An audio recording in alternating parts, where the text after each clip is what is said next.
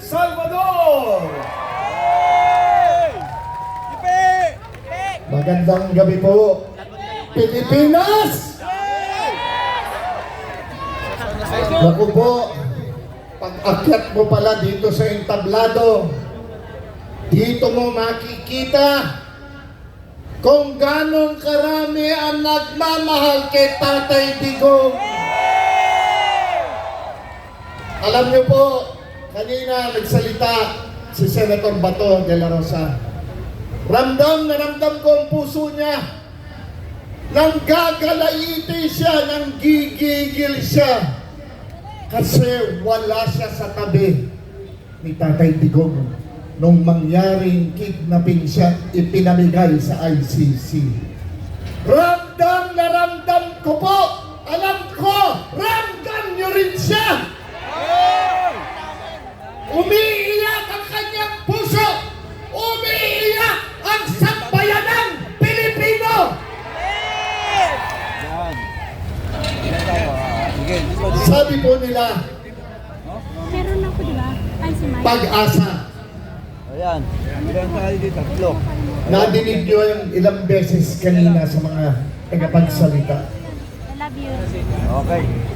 Meron tayong pag-asa dahil malaki ang Diyos natin. Meron na. At sinisiguro ko sa inyo, kung taimtim kayo na nagdarasal para kay Tatay Digong, makakauwi ang ating Ama. Amen. Kaya Amen. ka dyan. Pagkalap, pagkalap. Sige, pagkalap.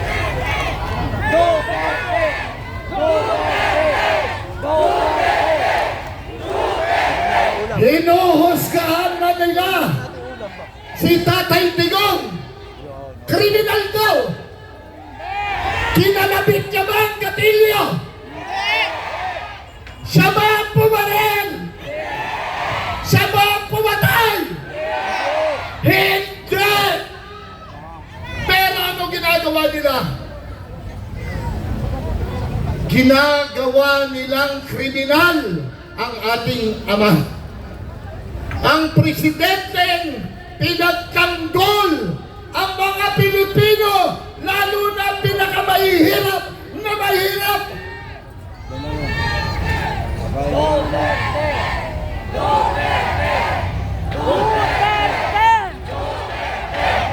Alam niyo po, noong March 11, Sige, sige. Diyan mo lang muna. Partner. hindi ko alam kung sino mga nakarating sa inyo sa airport, sa Villamor Air Base. Kami po maghapon doon, nakikiusap, nagmamakaawa na sana papasukin kami. Makita man lang. Ako po, sinabi ko na sa mga sundalo, huwag nyo na akong papasukin. Nagmamakaawa ako sa inyo. Papasukin nyo si Atty. Turion at Atty. Vic Rodriguez. Ayaw. Meron daw strict orders na walang pwedeng papasukin.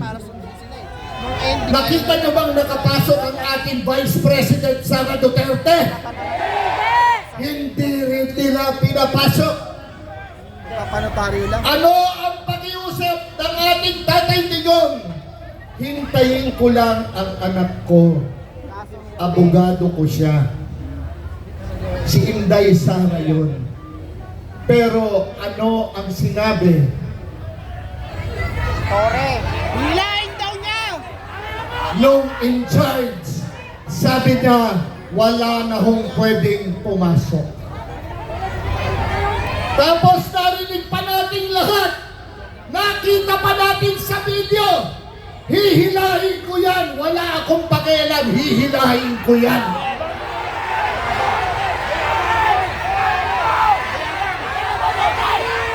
Ay ito lang po, tandaan nyo, hindi natutulog ang Diyos. Kung ito man ay nangyari, may gagawin ang ating Panginoon Diyos para kay Tatay Digong at para sa bansang Pilipinas.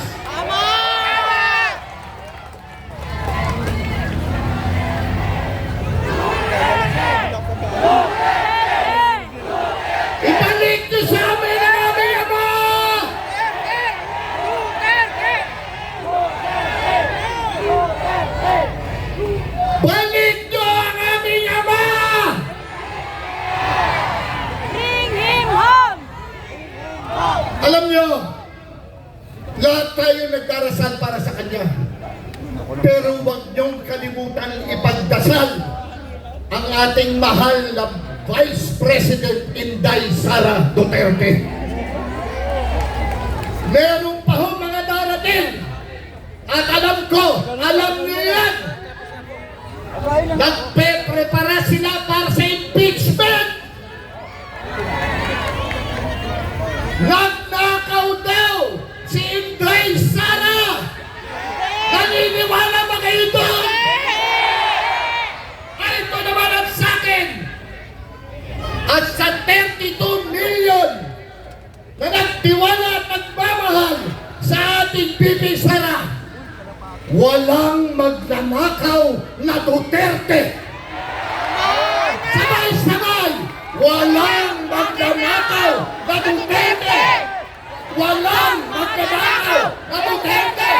Walang magnanakaw na Duterte.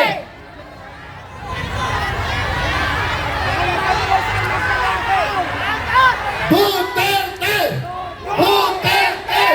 Duterte! Duterte! Duterte! Duterte! Duterte! Duterte! Duterte! Sa inyo pong lahat, let me end with this. Hindi ko na ho pakakahabain pa.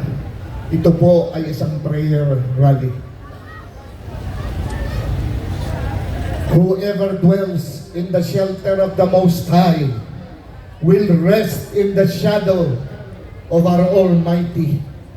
I will say of the Lord, He is my refuge and my fortress, my God in whom I trust.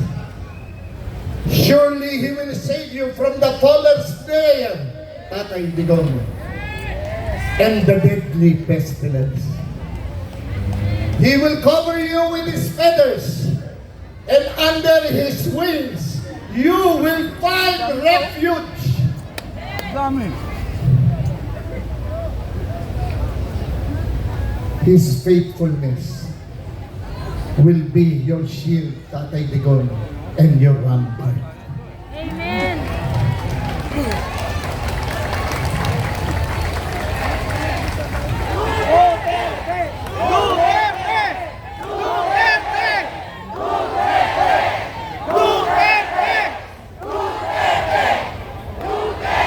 Sa ating pong lahat, buong Pilipinas, buong mamamayang Pilipino,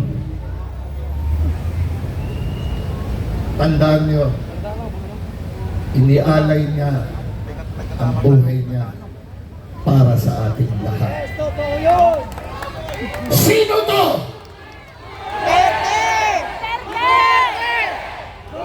Sino siya?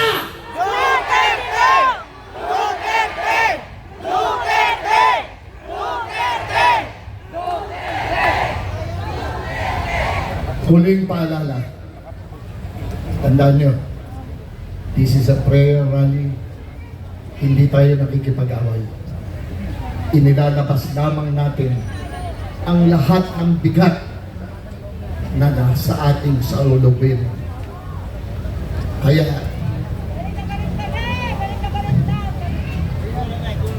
galit ako sa loob. Umiiyak ako sa loob. Ilang araw na umiiyak ang puso ko. At alam ko, ang sambayan ng Pilipino rin. Kaya ngayon, tandaan nyo lang, Dumikit ako po no? sinabi niya, maybe I can not make you happy.